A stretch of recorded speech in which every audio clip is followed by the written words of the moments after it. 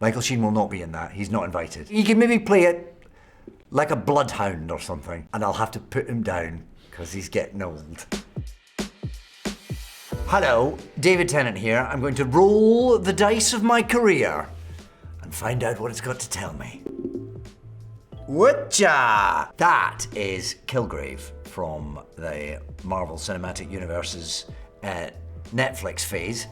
He was the bad guy opposite Jessica Jones. Kristen Ritter played Jessica Jones. The Purple Man, he's known in the comics. He was slightly, less purple than he would be in a comic book, but I did tend to wear purple suits. He had a virus, which meant he could control the minds of everyone around him, apart from the mind of Jessica Jones. That was sort of the whole thing. But he had controlled Jessica Jones previously. It's very hard to say you like playing a reprehensible character because that then gets taken to mean that you in some way approve of the notion of the things that they did. And Kilgrave is a particularly damaged human.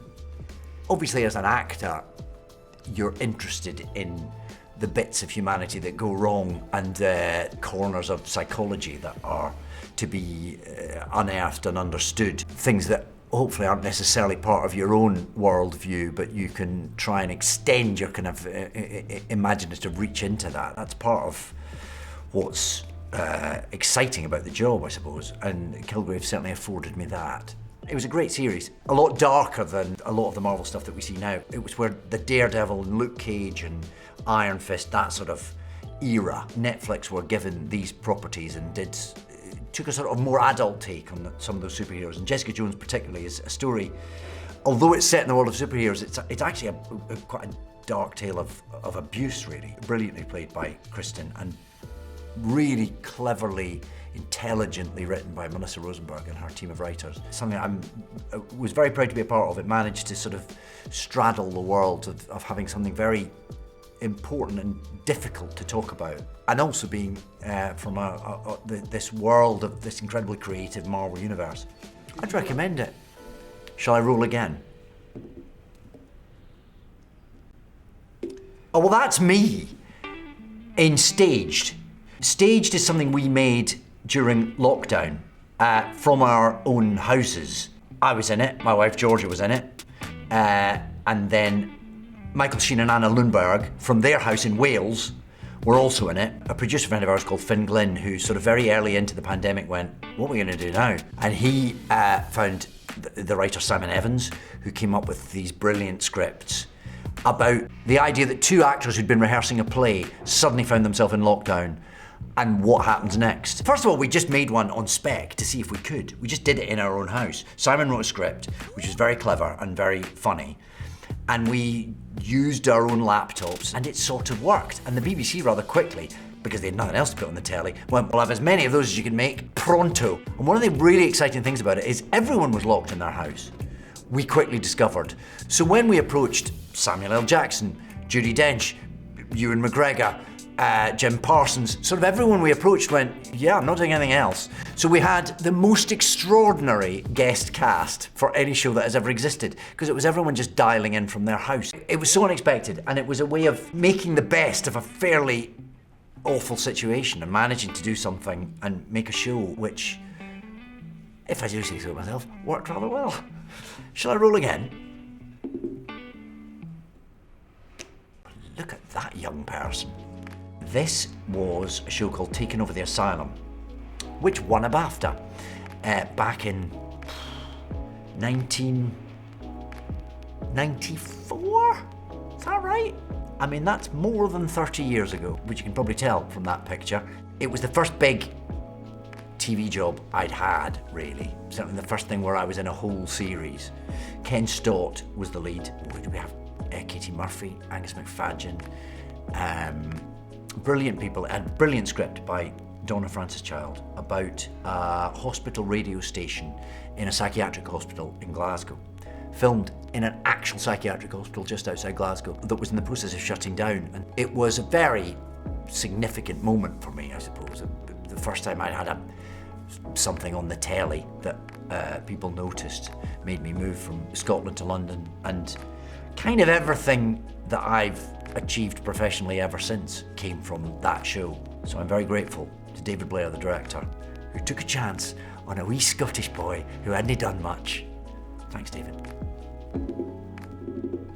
I mean, I'm keeping on the table is hard enough. This is Crowley. Crowley is a demon in the world of good omens.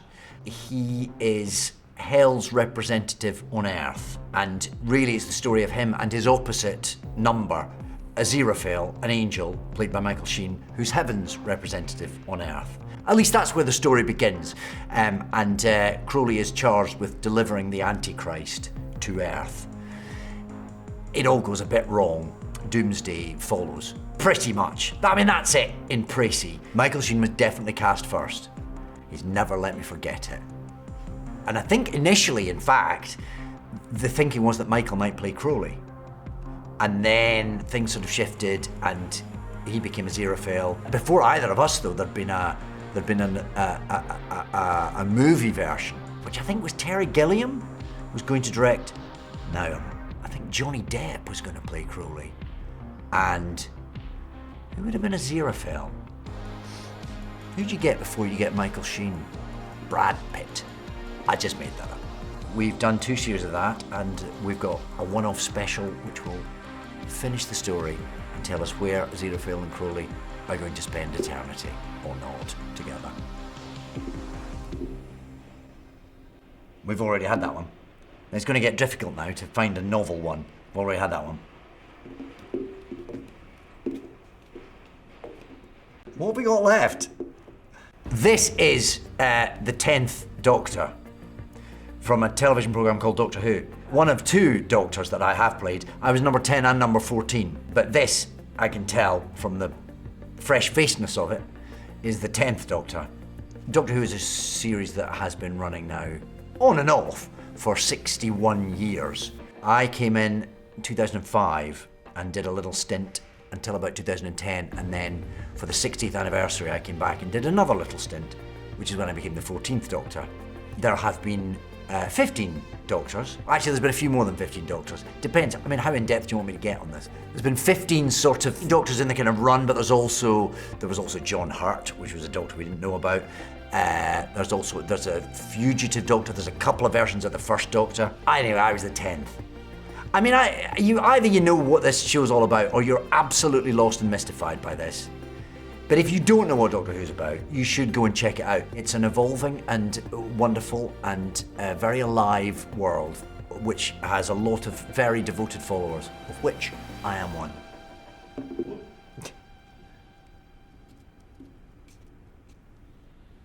I mean, hey!